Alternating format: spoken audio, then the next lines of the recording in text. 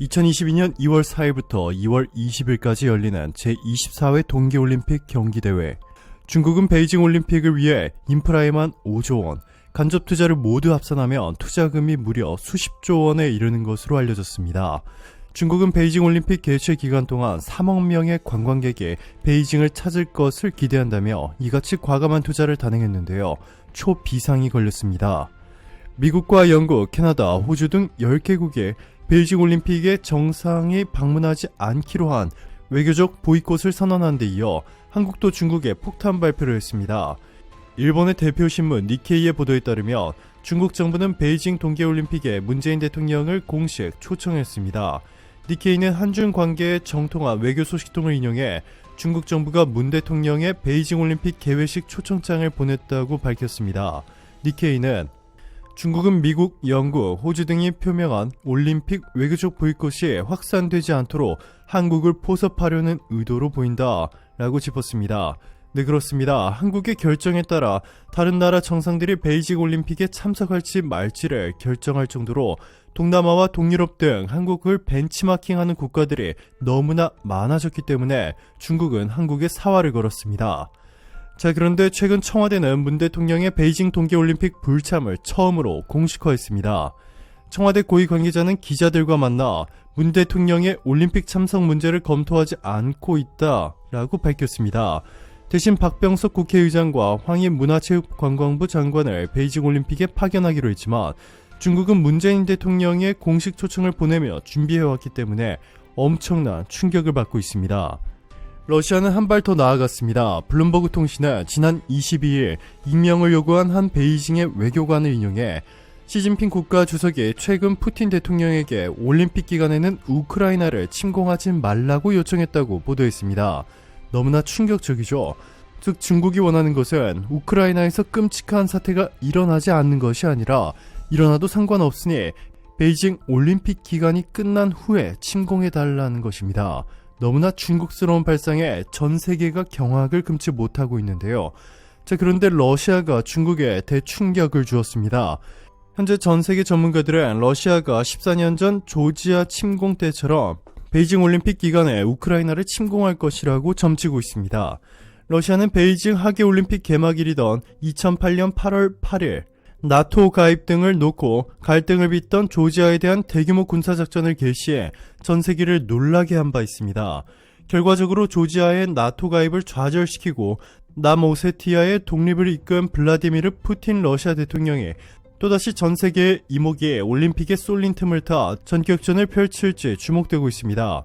푸틴은 제29회 베이징 하계올림픽 개막일인 2008년 8월 8일 조지 부시 당시 미국 대통령 등 주요국 정상들과 함께 개막식 행사에 참석했습니다. 당시 푸틴은 대통령직에서 막 물러난 뒤 자신의 후계자인 드미트리 메드베데프를 대통령 자리에 앉히고 본인은 실세 총리로 재직 중인 터였습니다. 개막식이 거의 끝나갈 무렵 푸틴은 자리에서 일어나 통역과 함께 부시에게 다가가 뭐라고 말을 건넸고 부시의 놀란 표정에 카메라에 잡혔습니다. 러시아가 조지아에 대해 군사행동을 시작했다는 소식을 푸틴에게서 들었기 때문이었습니다. 남오세티아를 침공한 조지아로부터 자국민을 보호한다는 명분으로 전면적인 공격을 개시한 러시아는 압도적인 화력으로 순식간에 전세를 장악했습니다.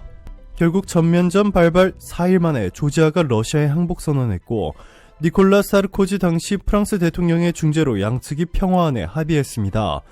애초 큰 군사력 차에도 미하일 사카슈빌리 조지아 대통령이 자칫 러시아의 반격을 부를 위험이 있는 남오세티아 침공을 감행한 것은 미국이란 뒷배를 믿었기 때문이었습니다.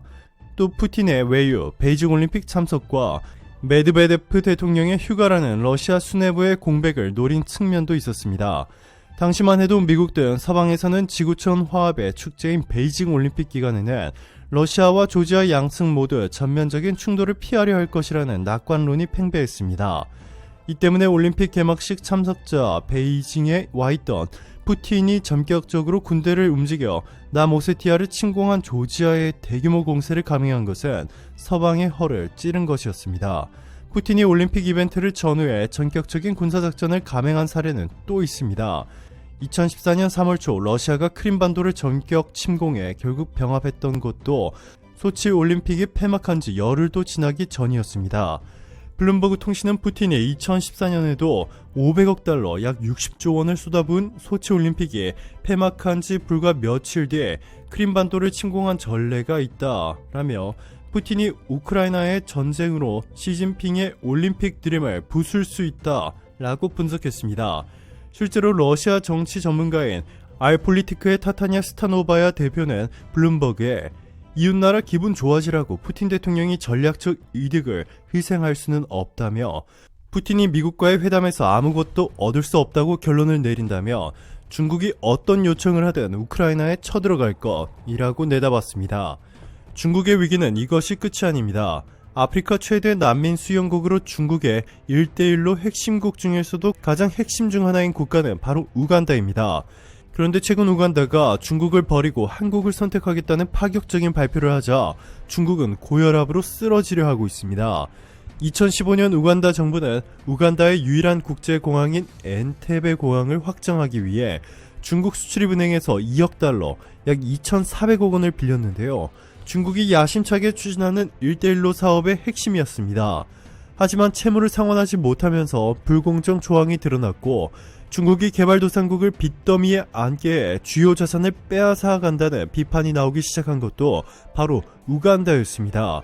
즉 우간다에서 중국이 개발도상국들의 등골을 빼먹으려 불공정한 조항이 드러났다 라고 외치기 시작한 여론을 잠재우지 못하면 이는 곧 중국의 1대1로 사업이 진행 중인 파키스탄, 케냐, 탄자니아, 스리랑카, 미얀마, 방글라데시아가 모두 우간다 사태를 예로 들며 1대1로를 취소하거나 중국 측에 막대한 손해배상을 요구할 예정입니다. 그만큼 중국 입장에서는 우간다 사태에 목숨을 걸고 있는데요.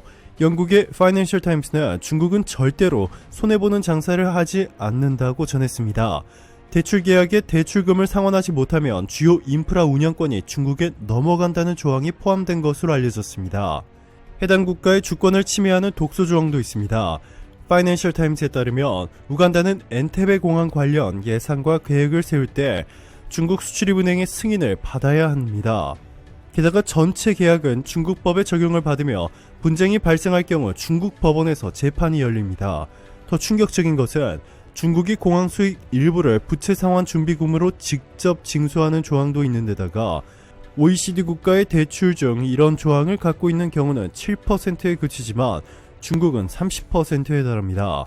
앞서 스리랑카는 1대1로 사업을 통해 남부 해안가 대형 항구를 건설했지만 사업 부진으로 빚더미에 올랐고 결국 2017년부터 연간 11억 달러를 받는 임대 형식으로 99년간의 항구 운영권을 중국 기업에 넘겼습니다. 이렇게 우간다 내 반중 감정이 최고조에 달하는 가운데 현지 언론들은 중국과 한국을 비교하기 시작했습니다. 우간다의 모든 것을 빼앗으려는 1대1로라는 미끼를 던진 중국과는 달리 한국은 아무런 대가도 바라지 않은 채 우간다 의료진을 비롯해 우간다 시민들의 도시락과 마스크, 진단키트를 제공해 주었고 한국의 정보통신 기술을 활용한 전자정부를 구축해 주었습니다. 우간다는 한국의 경제발전 경험과 노하우를 배우고 한국의 성장 모델을 그대로 벤치마킹하겠다고 선포했습니다. 그 대가로 우간다는 중국 대신 한국에 대박 선물을 예고했는데요. 현재 우간다에 매장된 원유만 20억 배럴, 석유 시추뿐만 아니라 정유시설과 플랜트 설비 등을 모두 한국에 맡길 것으로 전망되는 가운데 중국은 제주는 중국이 부렸는데 돈은 한국이 가져간다 라며 분노해하고 있습니다. 조 바이든 미국 대통령은 한국, 호주, 싱가포르, 뉴질랜드 등 이렇게 총 5개국과 함께 인도태평양 경제 프레임 탄생을 조만간 발표할 것으로 알려졌습니다. 미국의 최인접국인 캐나다마저 배제한 이 세계 최강 어벤져스 조합에 한국이 가장 중요한 미국의 파트너가 될 것이라는 것이 미국 싱크탱크 전략국제문제연구소의 분석입니다. 이제는 한국이 미국과 중국의 고래 싸움에 터지는 새우가 아닌 미국 중국과 어깨를 나란히 하며 모두에게 없어서는 안 될 막강한 존재가 됐습니다. 오늘도 감사합니다. 최고로 멋진 하루 보내시길 바랄게요.